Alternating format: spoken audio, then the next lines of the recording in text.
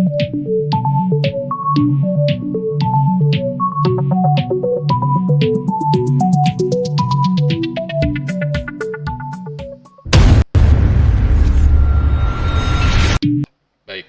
selamat datang dalam channel Kuliah Daring bersama saya Dudi Manartono. Eh, Baik, kali ini kita akan membincangkan tentang perbudakan digital atau digital slavery. Ini adalah sebuah isu menarik di tengah kemajuan teknologi informasi atau di tengah era digital yang kita geluti sehari-hari belakangan ini. Apa sih perbudakan digital? Seperti apa konsepnya? Apa dampaknya? Ikuti terus perkuliahan ini sampai akhir. Seperti biasa, ya, sebelumnya silakan subscribe, centang tanda lonceng, dan silakan share jika memang ini dianggap bermanfaat. Terima kasih. Baik, kita mulai pada materi kita tentang perbudakan digital, menjadi budak di era digital. Oke, saya mau membawa kita semua pada ilustrasi tentang seberapa besar sih produksi data ya yang dihasilkan oleh ya kita semua orang yang setiap hari memegang gadget, memegang laptop yang terkoneksi dengan internet. Ya. Nah, menurut laporan International Data Corporation, pada tahun 2020 saja, jumlah data yang dihasilkan mencapai 59 zettabyte atau setara dengan 59 triliun gigabyte. Ya. Nah, IDC ini juga membuat sebuah perkiraan. Ini tahun 2018, mereka membuat angka statistik yang memperkirakan bahwa setiap hari sekitar 2,5 triliun byte data dihasilkan. Nah, jika kita mengasumsikan 59 triliun gigabyte ini disimpan dalam compact disk, maka diperlukan setidaknya 84,3 miliar CD. Nggak kebayang tumpukannya seperti apa. Ya. Wah, itu pasti sangat tinggi. Tumpukannya udah bisa mencapai separuh ke bulan barangkali. Oke, itu tadi produksi datanya. Nah, bagaimana kemudian perusahaan-perusahaan data mining seperti halnya Facebook, Twitter, Instagram dan sebagainya memanfaatkan data-data itu? Ya, menurut laporan, Facebook mendapatkan iklan pada tahun 2021 itu pendapatannya mencapai 86 miliar dolar. Atau ini setara dengan 1.238,4 triliun rupiah. Ya. Angka ini hampir separuh dari APBN kita tahun 2002. Itu penghasilan pendapatan iklan Facebook. Itu baru Facebook.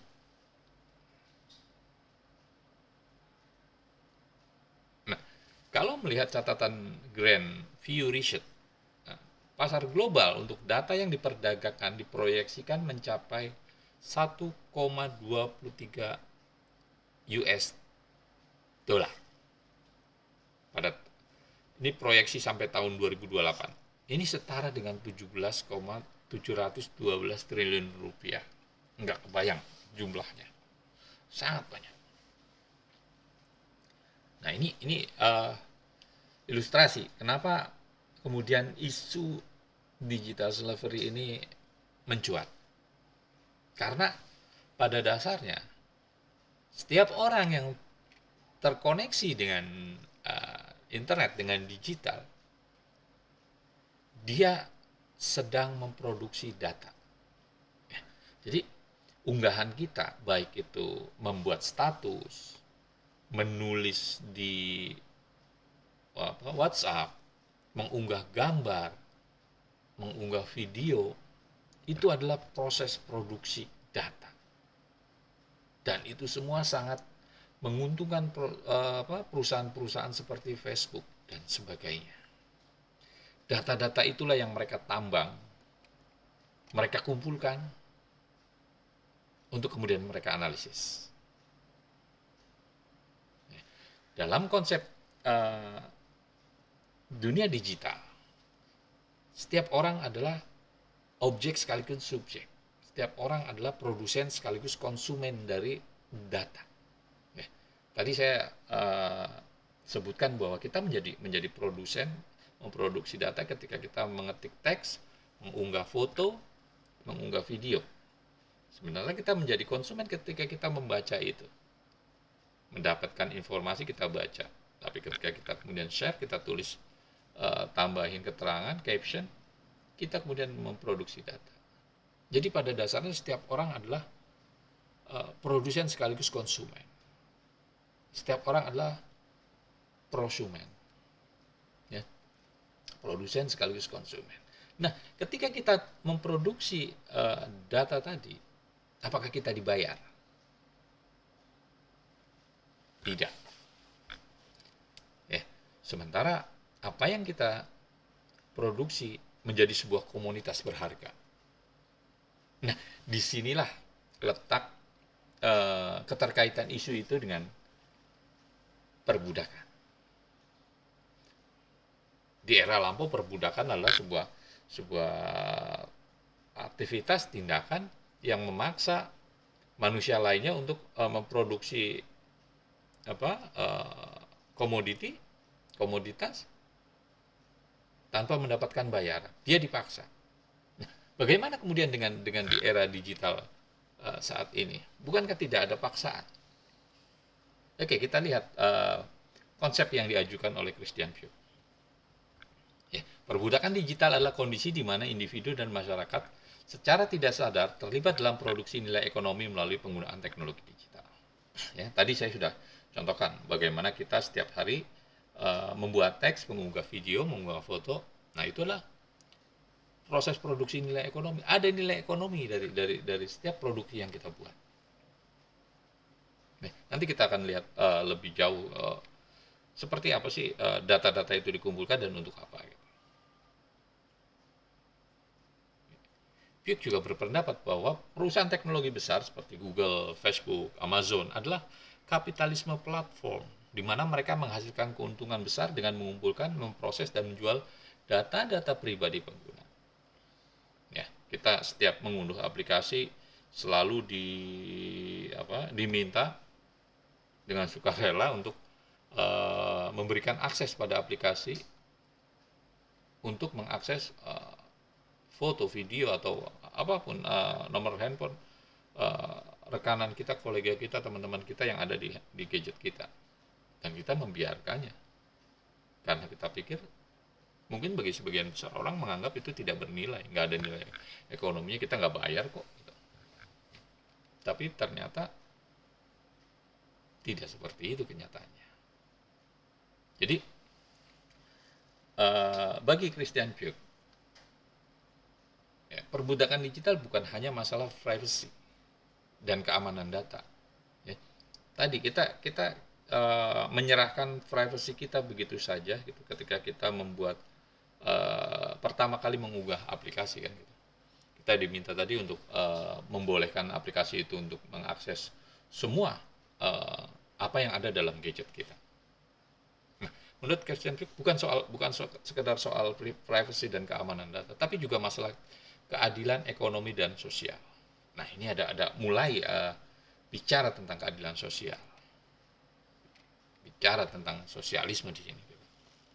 Nah, ketika individu dan masyarakat terus-menerus terjebak dalam lingkaran kemiskinan digital, nah ini ada istilah baru, kemiskinan digital dan ketergantungan pada teknologi, mereka menjadi lebih rentan terhadap ketidaksetaraan ekonomi dan diskriminasi.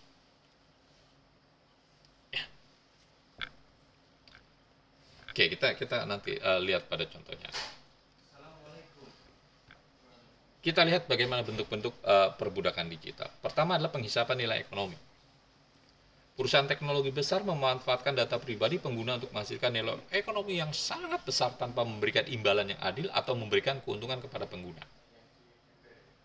Tadi data-data kita, data-data pribadi kita dikumpulkan, ya, dianalisis, kemudian mereka jual kepada pengiklan, sehingga kemudian para produsen bisa lebih presisi dalam menentukan audiens dari iklannya, dari audiens dari produknya. Ya, kita tahu bahwa kalau kita main sosial media, kalau kita hari ini mengklik kita mencari tentang informasi tentang sepatu gitu. Besoknya kita akan disuguhi berbagai macam informasi iklan terkait sepatu. Nah, itu artinya bahwa data kita sudah menjadi bagian dari yang diperjualbelikan untuk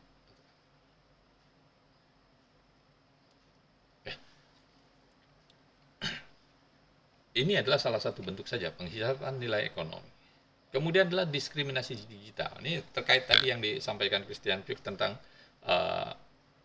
ketidakadilan sosial dan ekonomi yang akan membuat orang mengalami kerentanan terhadap diskriminasi digital. Penggunaan data pribadi dapat memunculkan diskriminasi dalam bentuk ketidaksetaraan akses atau kesempatan sehingga menghambat mobilitas sosial dan ekonomi. Ini maksudnya bahwa data-data kita, ya, tadi yang kemudian dikumpulkan dan dijual kepada perusahaan dalam rangka iklan. Ya ini akan sangat rentan. Bahkan proses bullying dalam media sosial atau doxing yang mencari semua data-data pribadi kita kemudian dimunculkan di media sosial, di blow up. Ini menjadi bagian diskriminasi itu. Di mana kemudian kita yang kehilangan mengalami diskriminasi akan kehilangan privacy. Semua itu karena data-data kita tadi diserahkan begitu saja pada, dalam tanda kutip, pada orang lain, pada pihak lain.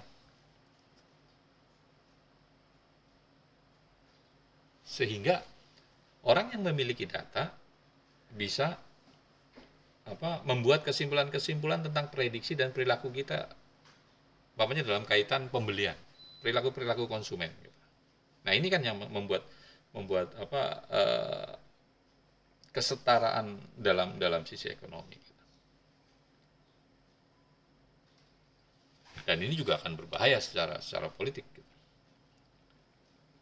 Kita tahu kemenangan Presiden Donald Trump gitu kan dihebohkan dengan isu Cambridge Analytica gitu, di mana mereka mengolah data seluruh pemilih di Amerika, kemudian dia melakukan prediksi perilaku dan mengarahkan untuk melakukan perbuatan atau tindakan-tindakan tertentu yang kemudian ada bentuk yang berikutnya adalah pelecehan digital.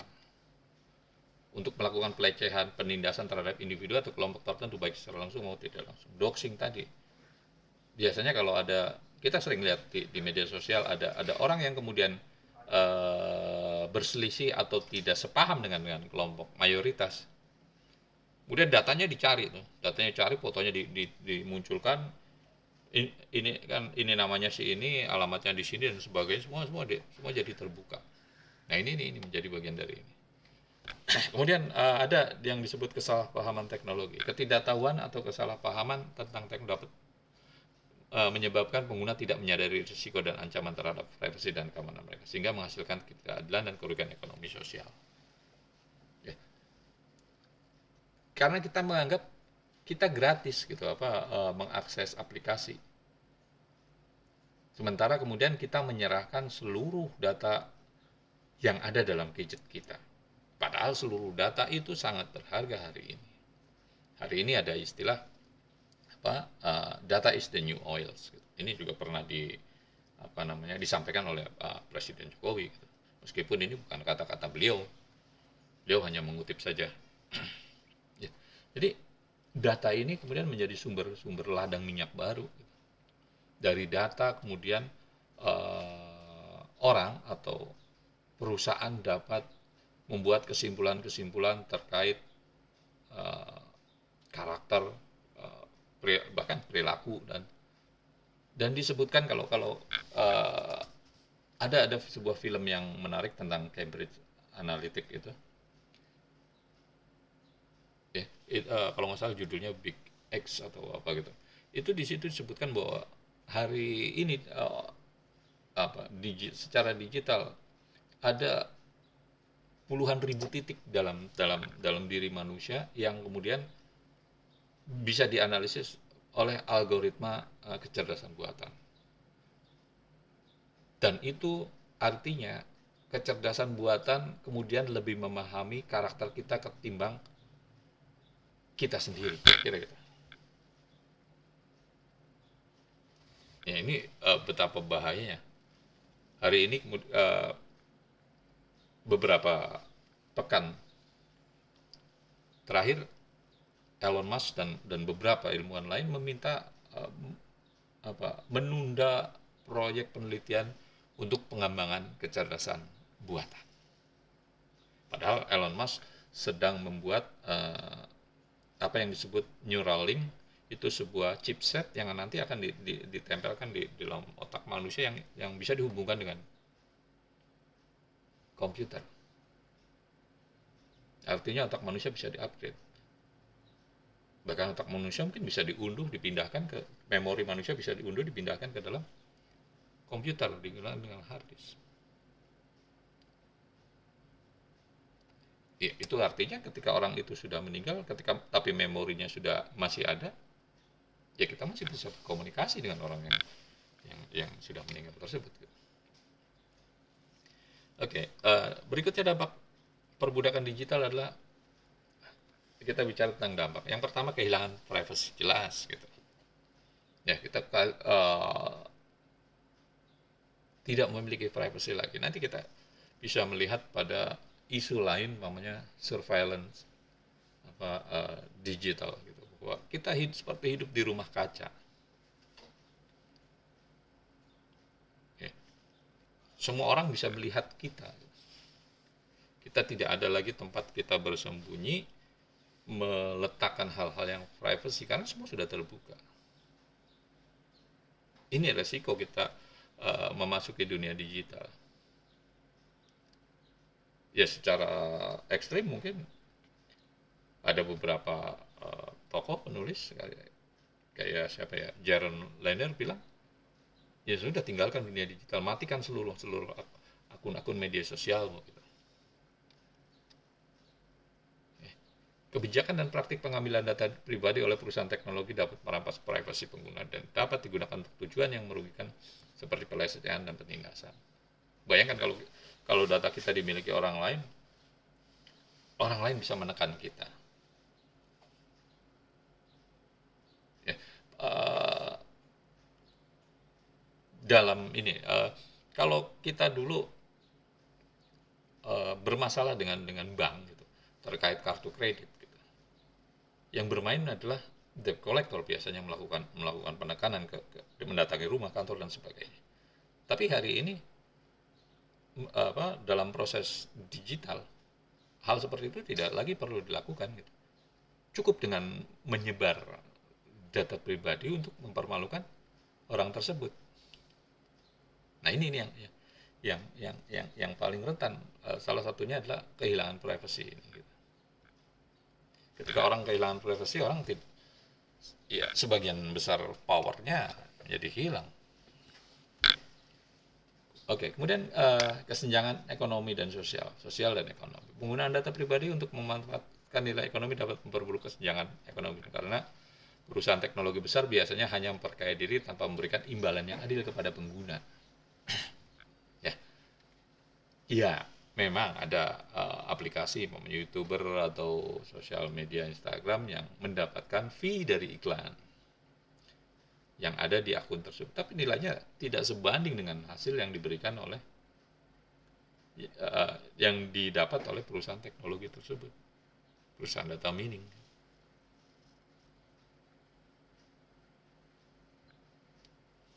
Ya,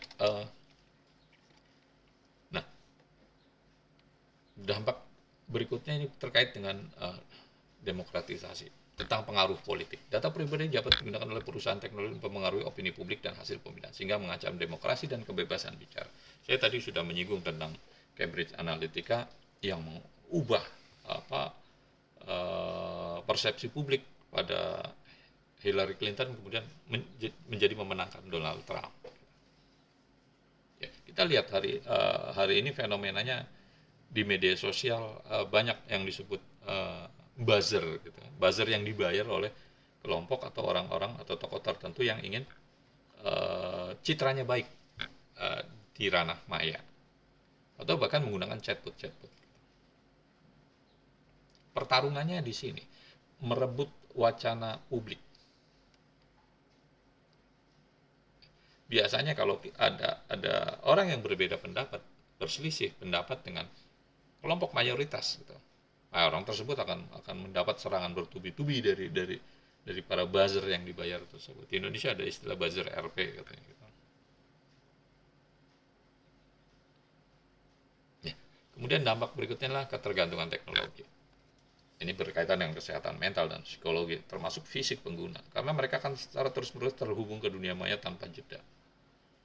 Ada generasi Gen Z yang disebut FOMO, fear of missing out. Mereka takut kehilangan informasi, sehingga terus-menerus terhubung dengan internet. Satu hari orang Indonesia menghabiskan 6-8 jam untuk terhubung dengan internet. Ketergantungan teknologi pada anak-anak hari ini membuat banyak anak yang mengalami speed delay, keterlambatan dapat berbicara, berinteraksi.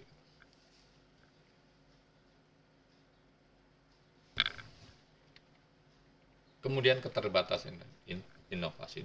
Dominasi perusahaan teknologi besar dapat menghambat inovasi dan persaingan di pasar digital. Kenapa? Karena data tadi.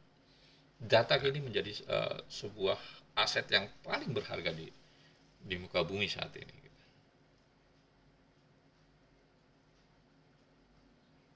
Karena dengan data kita bisa melihat kemampuan dan kelemahan pihak lain. Kekuasaan monopoli, ini bagian dari dampak lainnya. Kekuasaan yang dimiliki oleh perusahaan teknologi dapat menjadi monopoli sehingga menghasilkan risiko tinggi terhadap stabilitas dan ketergantungan ekonomi secara keseluruhan. Ya. Isu kebocoran data di Indonesia, ya, beberapa waktu lalu kan sempat heboh, gitu.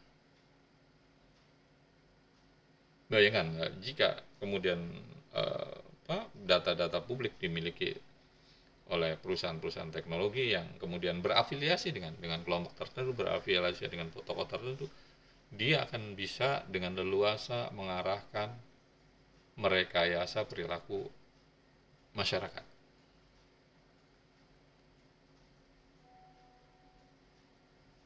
Melalui pembentukan wacana bagaimana orang setiap hari kemudian terkurung dalam algoritma filter bubble, gitu, sehingga mengubah pandangan dunianya, menciptakan pandangan dunia sendiri. Kalau hari ini kita umpamanya terus-terusan membaca tentang anarkisme pokoknya, gitu, atau terorisme, tiap hari kita disuguhi tentang informasi tentang itu, ya pandangan kita tentang dunia akan hanya pada perspektif yang satu itu.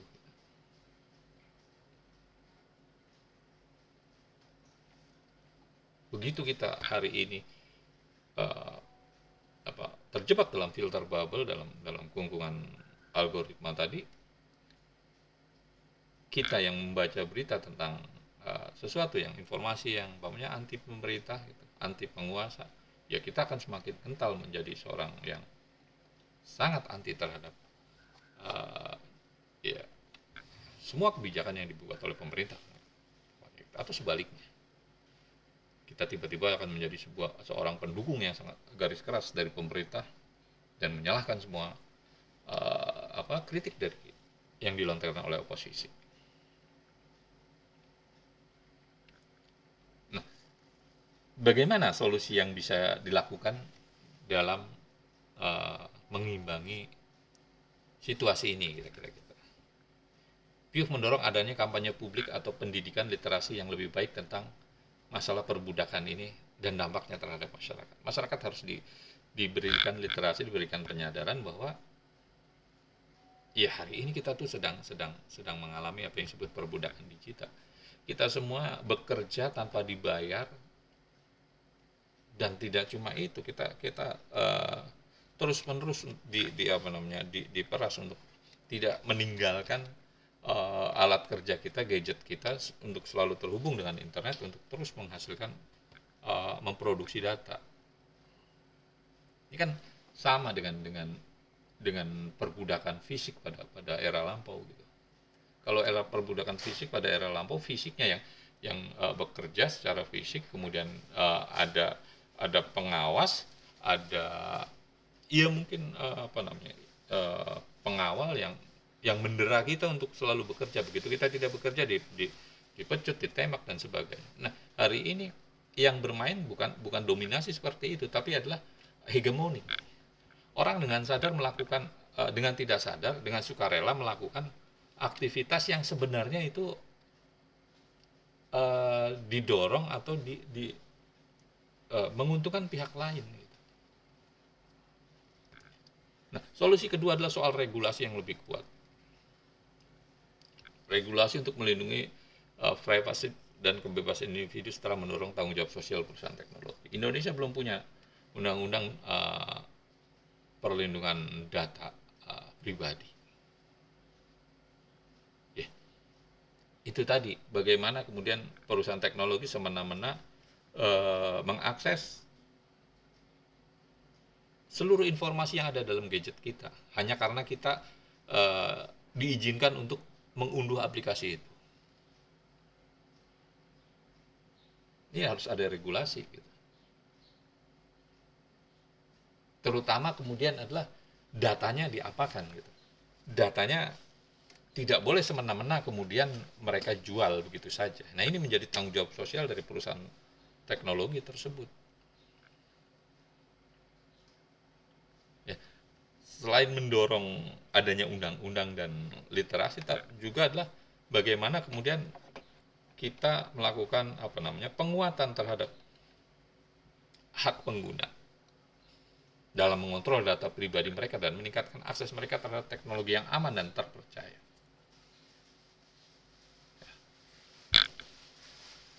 Kita lalai dalam mengontrol data pribadi karena menganggap bahwa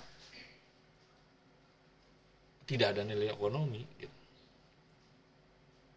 Toh nggak bayar ini, toh nggak rugi ini, kita nggak keluar uang gitu. Padahal data tersebut akan menghasilkan jumlah uang yang sangat banyak seperti yang saya ilustrasikan di awal tadi.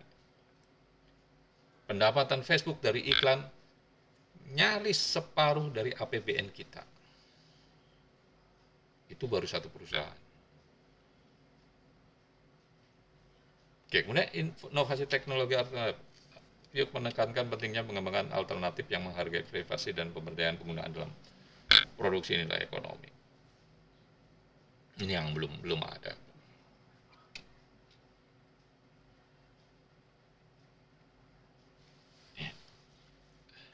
Kemudian pemberdayaan masyarakat. Masyarakat harus terlibat dalam sebuah diskusi pengambilan keputusan tentang regulasi dan inovasi teknologi untuk memperjuangkan hak mereka dalam isu perbudakan digital ini. Jadi masyarakat harus mendorong pemerintah dan lembaga legislatif untuk segera membuat peraturan perundangan yang melindungi data-data pribadi. Setidaknya data pribadi tidak semena-mena serta-merta diperjualbelikan begitu saja.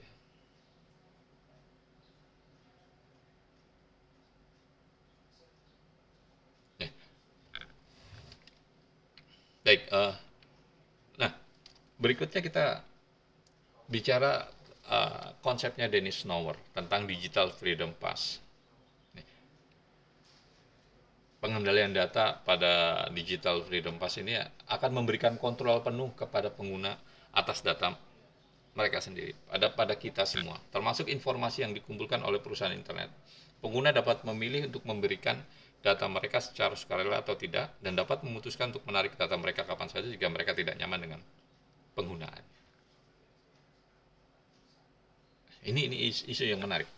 Kita bisa menarik data kita dari perusahaan teknologi jika kita tidak nyaman dengan. Tapi ini kan harus ada jaminan undang-undang bahwa data kita seluruhnya dikembalikan, tidak ada yang dikopi di sana, gitu. Tidak ada kopi yang masih tertinggal di sana. Gitu. Ya. Kemudian identifikasi ketergantungan digital. DJP juga akan membantu pengguna untuk mengidentifikasi dan menghindari sumber ketergantungan digital yang berbahaya. Misalnya, seorang menghabiskan waktu terlalu banyak di media sosial dan merasa sulit keluar dari lingkaran itu. DFP akan membantunya mengidentifikasi masalah ini dan memberikan saran tentang cara mengatasi ketergantungan tersebut untuk menciptakan agar tidak merugikan, kira-kira. Kemudian isu tentang kebebasan digital Digital Freedom Pass akan memberikan kebebasan digital kepada pengguna dengan memberikan akses yang lebih adil pada internet dan teknologi. Konsep ini juga memastikan bahwa teknologi digital digunakan untuk memberikan kebebasan, bukan menciptakan ketergantungan yang merugikan. Ya, ini bagian dari solusi tadi yang ditawarkan di Christian Piuk di atas. Kemudian isu tentang keamanan digital. Digital Freedom Pass juga memberikan perlindungan besar terhadap ancaman keamanan digital seperti kejahatan siber, pencurian identitas, pengumpulan data yang tidak sah. Konsep ini akan mengamankan data pengguna dan menjaga privasi pengguna. Ada banyak sekali tokoh yang bicara tentang isu perbudakan digital ini. Karena produksi data yang sangat melimpah sangat membahayakan bagi kehidupan pribadi manusia maupun peradaban manusia itu sendiri. Gitu.